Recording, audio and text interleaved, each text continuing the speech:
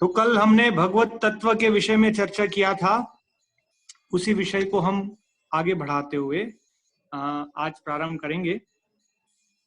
हमने देखा कि भगवान, उनको शास्त्रों में 3 शब्दों में संबोधित किया जाता है। परम सत्य अर्थात ब्रह्म, इस जगत की परम आत्मा अर्थात भगवान को कहते हैं परमात्मा, और तीसरा शब्द है भगवान। तो भगवान कैसे भगवान है? 6 ऐश्वर्य परिपूर्ण है। हमने पिछले सत्र में देखा, ऐश्वर्यस्य समग्रस्य वीर्यस्य यशसः श्रिय ज्ञान वैराग्य योश्चैव शन्नम भग इतिंगण। तो वास्तव में कृष्ण सर्वोपरि है, और किस प्रकार से भगवान सर्वोपरि है ये भी हम देखने का प्रयत्न करेंगे।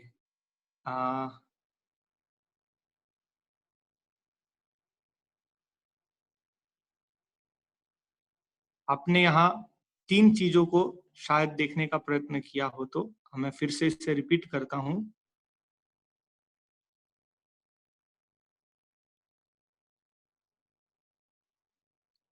पहले हमने देखा सूर्य का प्रकाश, फिर यह है सूर्य ग्रह, और वास्तव में सूर्यदेव विवस्वान। इस प्रकार से अगर हम सूर्य का अवलोकन करेंगे तो 3 चीज हम प्राप्त करेंगे।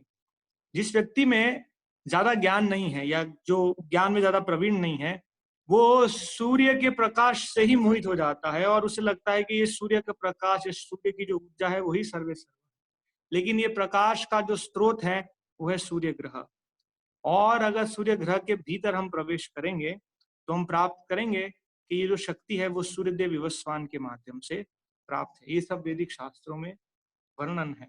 इसी प्रकार से हम किसी एक पर्वत को देखते हैं तो पर्वत बाह्य रूप से दूर से बहुत ही हरा भरा लगता है, और करीब आते हैं तो हम देखते हैं कि वहां कुछ गांव बसे हुए हैं, और जब हम उस पर्वत के भीतर प्रवेश करते हैं तो हम देखते हैं कि वहां पर लोग हैं और वहां परिवार है और उनके कार्यकलाप।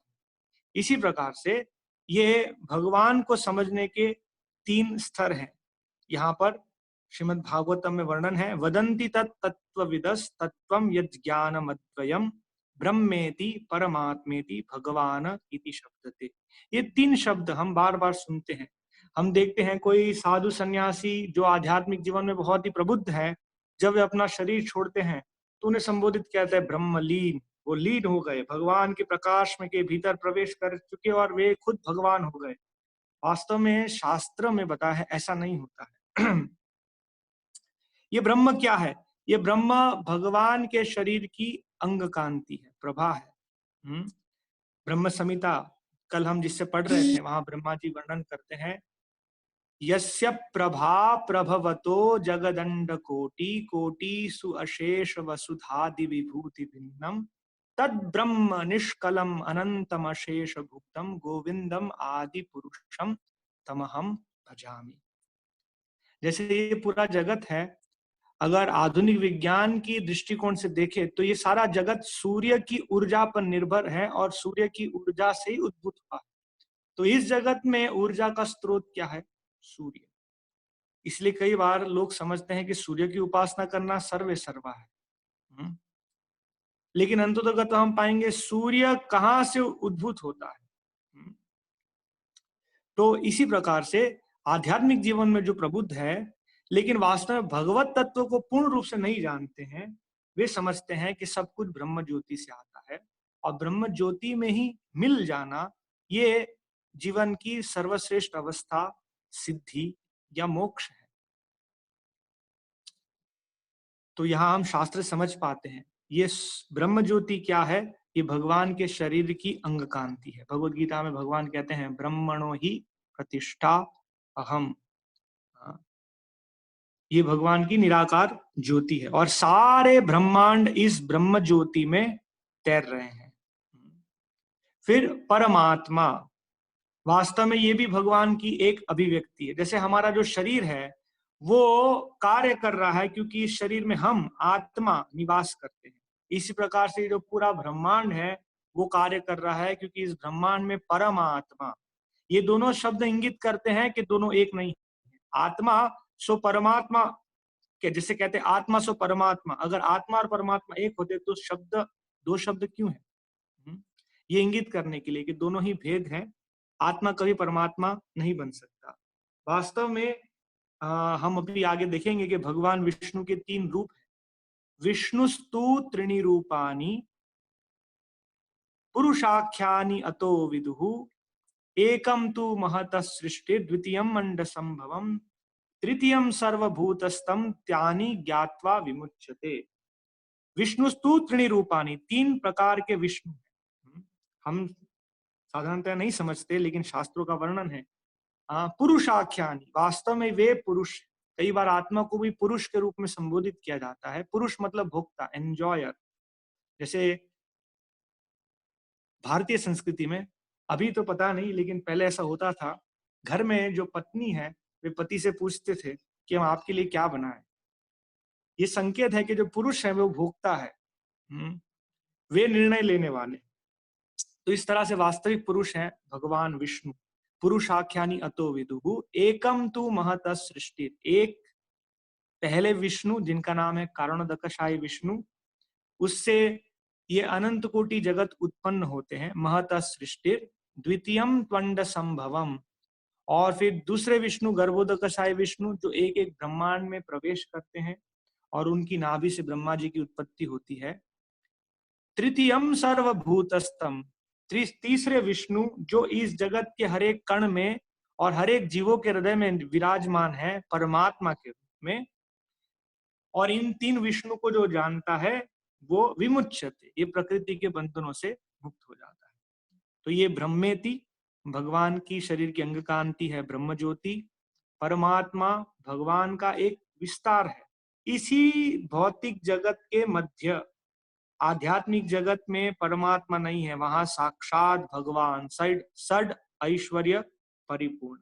तो इन तीनों शब्दों से हम वास्तव में भगवत तत्व को जान सकते हैं। तीनों का एक ही अर्थ है, लेकिन जो जानने का जो स्तर है उसमें भेद है। अभी हम एक चित्र से आपको इस विषय में समझाने का प्रयत्न करेंगे।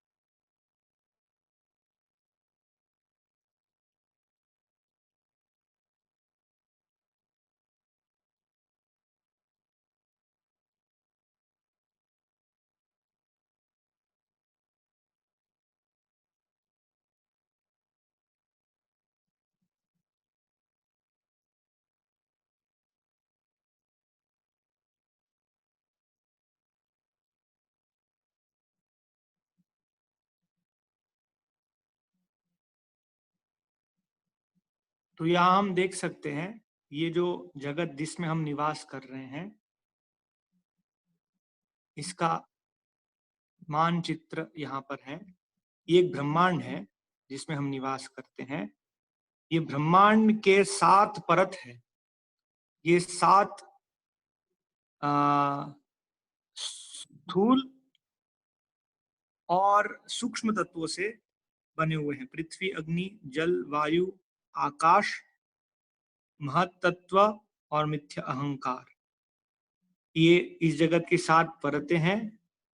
और ये जो जगत है वास्तव में इसका आधा भाग जल से भरा हुआ है।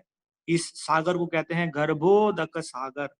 ये भगवान विष्णु है जिनका नाम है गर्भोदकशायी विष्णु। अपने शरीर से वे पसीना उत्पन्न करते हैं और इस ब्रह्मांड को आधा भर देते हैं। लगभग 2 बिलियन माइल गहराई है इस समुद्र की, और उनकी नाभि से ये 14 भुवन मंडल उत्पन्न होते हैं। हम देख सकते हैं, हम जिस भुवन मंडल में रहते हैं उसे कहते हैं भूलोक। जैसे ये गायत्री मंत्र में हम कहते हैं ओम भूर भुवस्वः, ये इन लोकों को संबोधित करता है। तो भूलोक, पृथ्वीलोक, इसके ऊपर भूवर लोक, इसके ऊपर स्वर्ग लोक जहाँ देवता निवास करते हैं, महर लोक, जहाँ ऋषिगण और प्रजापति निवास करते हैं। जनलोक, तपलोक और ब्रह्मा जी का स्थान है ब्रह्मलोक। ये सब उच्चतर लोक हैं।